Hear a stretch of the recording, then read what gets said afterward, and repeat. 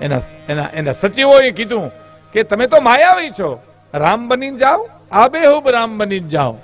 હે તો તમારા હામું નહીં, તમને બોલાવશે, તમે કેશો ની આવશે સીતાજી. સચિવોએ આવી સલાહ આપી છે. એમ આબેહૂબ રામ બન્યો. હે અને પાછો આવ્યો, ગયો એવો પાછો આવ્યો, માથા પકડી અને ધ્રુસકા મૂકીને બન્યો રોવા રાવણ. એટલે એના સચિવો સલાહકારો કેમ રોવા માંડ્યા કે તમે મને સલાહ આપી, હું આબેહૂબ રામ બન્યો, પણ બન્યું એવું. એ જી એવા સંકલ્પ આવે રે મારા આત્માને રોવરાવે, રામનું રૂપ ધરું ત્યાં તો રે મને એવા સંકલ્પ આવે. એવા સંકલ્પ આવે,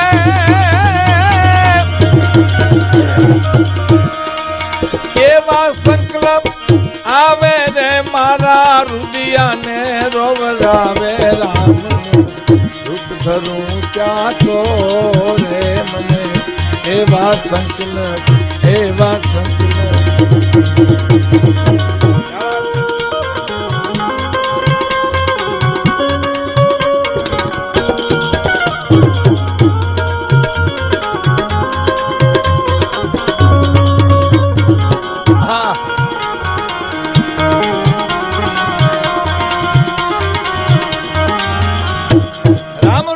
ધરું ત્યાં તો મને એવા સંકલ્પ. પેલી કડી સાંભળજો છે. હું રામ બનીને જ્યાં હાલ્યો ને ત્યાં તો મને એવો વિચાર આવ્યો કે ભાઈ કુબેર ને જય મનાવું એની ગાદી આવે. અમારી ગાદી ક્યાં રાવણ કે છે?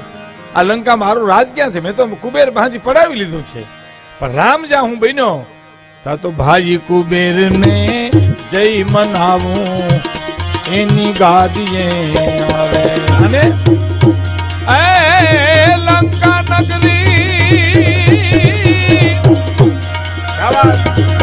લંકા નગરી રૂપ ધરીને મને વનનો માર્ગ બતાવે, રામનું રૂપ ધરું ત્યાં તો રે મને એવા સંકલ્પ આવે. લંકા નગરી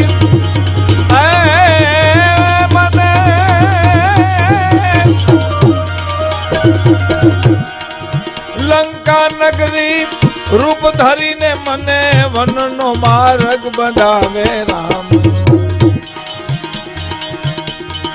લંકા નગરી રૂપ ધરી મને વનનો માર્ગ બતાવે.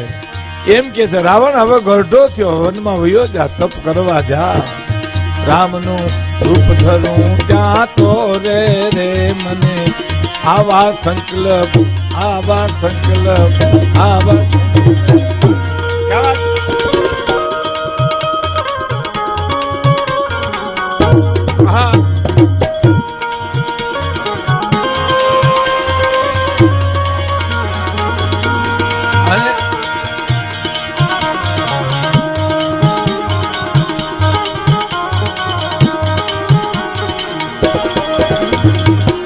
ભાઈ વિભીષણની સાચી વાતું આત્માને રોવરાવે. વિભીષણની ઓલી સાચી વાતું આત્માને રોવરાવે. પ્રેમ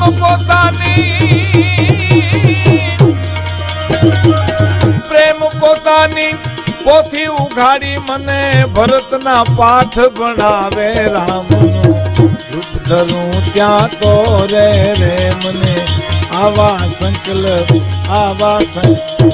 છેલ્લી કડી સાંભળ્યો સાહેબ, મહત્વની રાવણ બોલ્યો છે.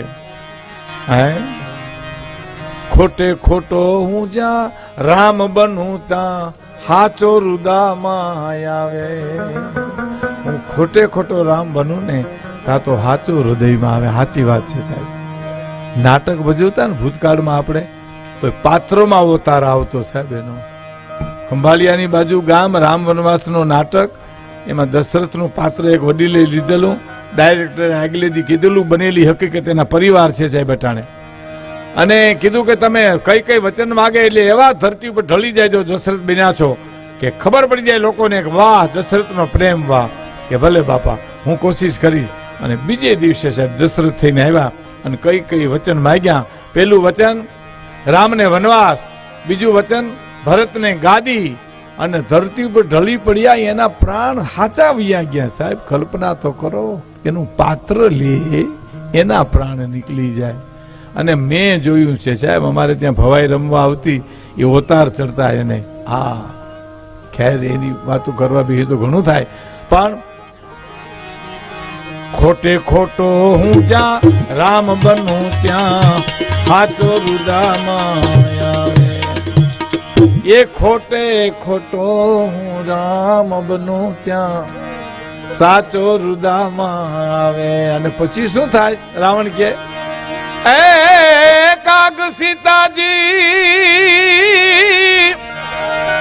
કાગ સીતાજી મન માવડી બાસે મારા વિષય વણસી જાવે. રામનું રૂપ ધરું ત્યાં તો રે રે મને આવા સંકલ્પ આવે.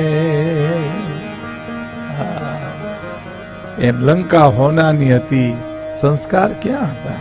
અને સીતાજી પછી સંદેશો હનુમાનજીને કીધું. હનુમાનજી કીધું કે માં કાંઈ કેવું છે? અને સીતાજી સંદેશો મોકલાવે. સાંભળો, એ હોનાની લંકા હતી, પણ પરિસ્થિતિ કેવી હતી કે બેઠ સમદર તણે બેઠી જાનકી જકડાઈને, એ પૃથ્વી ઢાળી પોપચા સંભારતી રઘુરાઈને. દશરથ તણા નંદન હવે ધરતી જ ખાવા ધાય છે. આ દૈત્યો તણા આદેશમાં મારા જુગ સમાધિન જાય છે. અને છે સ્ફટિક મણીના મેલ પણ વસનાર સૌ વિકરાળ છે. સીતાજી કીધું સ્ફટિક મણીના લંકામાં મેલ છે, પણ રહેનારા વિકરાળ માણસો છે. સાહેબ છે સ્ફટિક મણીના મેલ પણ વસનાર સૌ વિકરાળ છે. છે ફૂલ ફૂલની વાસ પણ સાપો તણી રખવાળ છે. કહે દાદ કંચન થાલમાં અહીંયા પશુ રુધિર પીરસાય છે. દૈત્યો તણા આદેશમાં મારા જુગ સમાધિન જાય છે. હોનાના વાસણમાં અહીંયા સીતાજી એ લોકો માંસ જમે છે. હનુમાનજી આ દિવસો મારે વરહ વરહ ના જાય છે. કહેવાનો મારો અર્થ, ત્યાં સંસ્કાર નહોતા, સંપત્તિ ઘણી હતી. અને આ વ્રજમાં ગોકુળમાં રૂપિયા ક્યાં હતા? માલધારીઓ હતા, ગોવાલિયા હતા. ભગવાન કૃષ્ણને મથુરાની જેલમાંથી સીધે સીધું અહીંયા આવવું પડ્યું છે. હે આ તમને મને કોઈ જે માતાજી ન કરે તો રંજ ન કરો, રામ રામ ન કરે તો રંજ ન કરવો, જય શ્રી કૃષ્ણ ન કહે તો બહુ દુઃખ ન લગાડવું. મથુરાની જેલમાંથી વસુદેવ કૃષ્ણને ટોપલામાં મૂકીને ગોકુળ જાતા ત્યારે પરિસ્થિતિ કેવી સર્જાણી કે મોટી મોટી મેડી દીધેલો જાકારો, મોટી મોટી મેડી દીધેલો જાકારો ને ક્યા વાત ઝૂંપડીએ એક ધૂકે જીવન પધારો રે. દેવકીજી તારો દીકરો રે. એના પિતાએ ઉપાડ્યો એને પરબારો રે. માતાજી તમારો દીકરો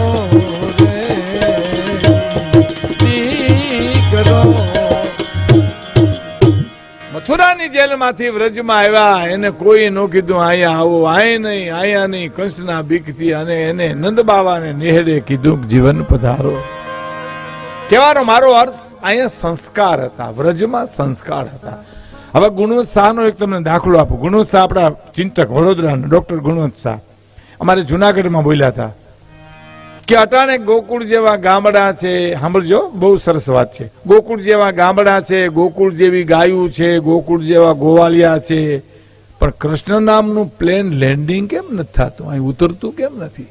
અહીં આવતા કેમ નથી? એનો પ્રશ્ન હતો. પછી જવાબ એને જ આપ્યો કે ગોકુળ જેવા ગામડા છે, ગોકુળ જેવા ગોવાળિયા છે, ગોકુળ જેવા ધણહેર છે, પણ કૃષ્ણ નથી આવતા એનું કારણ ગોકુળ જેવું ભોળ પણ નથી સાહેબ. ભોળ પણ તો હોવું જોઈએ ને, ગોકુળ જેવું ભોળ પણ હોય ને આવે. હોશિયારીમાં ન આવે, હોશિયારી ખિસ્સા ખાતરું કઈ ઓછી છે તો ન આવે ને, એને ન મળી જાય, સાક્ષાત્કાર થઈ જાય. આ તો ગાળિયા લઈને આપણે તો રખડીએ છીએ, બોને ડોકમાં નાખી આવે, ઓલો બપોર પછી ઓની ડોકમાં નાખી આવે. આ એક જણે હોની દુકાને જઈને કીધું આ 21 મોતીની માળા કરી દો ને, તો હોની આમ મોતી લીધા તો નજર ચોટી ગઈ. ઓહો હો, આ મોતી આવ્યા ક્યાંથી તમારી પાસે? એ મારી દીકરી અમેરિકા છે એને મોકલ્યા. એમ તો કે હા, કેટલા છે? 21.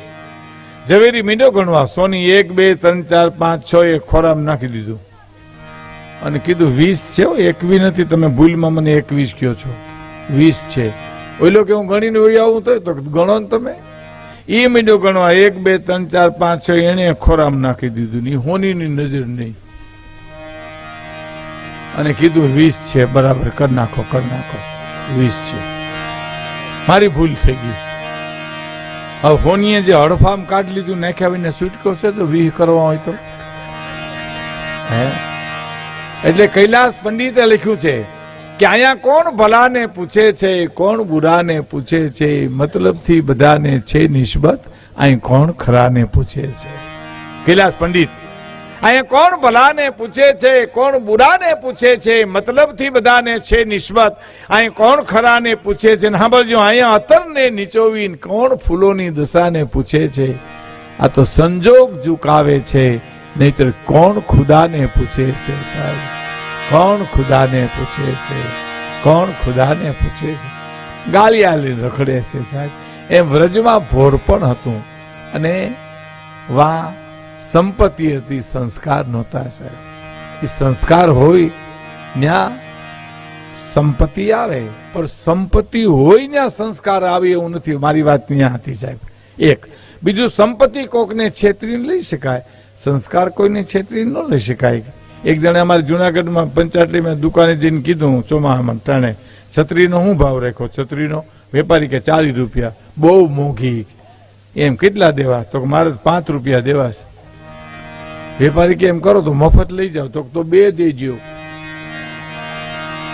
વેપારી એમ કે દાંત કાઢે, 2 લઈને વયો ગયો. તો મોર છતરીયું વાહે વેપારી હાવ રણપટીઓ બોલતો જાય બજારમાં, બસ સ્ટેન્ડ સુધી જોડ્યા ગયા. બસ સ્ટેન્ડ માંથી બસ નીકળી તો છત્રી હતો, બસમાં ચડી ગયો અને બારીથી મોઢું કાઢીને વેપારીને કે હારું થયું વાહે ધોળ્યા, નકર બસ વહી જાત.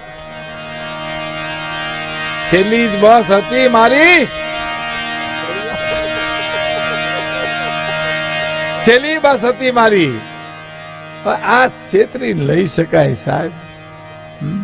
એક જણો કાપડની દુકાનમાં જાય સાહેબ, બે એટલે વેપારી કે ચા પીશો કોફી? તો 2 ચા કોફી ને 2 ના થર મારે. પછી કે પાન સિગરેટ? તો કે એ 2. વેપારી એમ કે સારું ગ્રાહક છે તો એમાં શું ખોટું છે? એ બધું પાય ને પછી કાપડ બતાવે, આ તાકો ને બીજો તાકો ને ત્રીજો ને પછી આમ કપડું જોઈને કે આનો શું મીટરનો ભાવ? તો કે 50 રૂપિયા. તો બહુ મોંઘું. કે એમ કેટલામાં લેવું? તો 10 રૂપિયા મીટર જોઈએ. તો કે એ અમને ડકો. તો આ ભાઈ તમારો તાકો, આ આપણે હાલ્યા કરે. મારો દીકરો એર કન્ડિશનમાં બેસી જાય, ચા કોફી બીડી પાન બધું મફત કરી જાય. પણ હેરનો હવા હેર હોય ને, એ વેપારી કોકને કહી દીધું કે આ બધું આવે પણ કાંઈ લેતો નથી. એમાં રેડિયા વાળા દુકાન જે ચડ્યો, એ રેડિયા છે? તો આ રેડિયાનો શું ભાવ રાખ્યો? એને ખબર હતી કે આ તરિયાના ભાવથી માગે છે.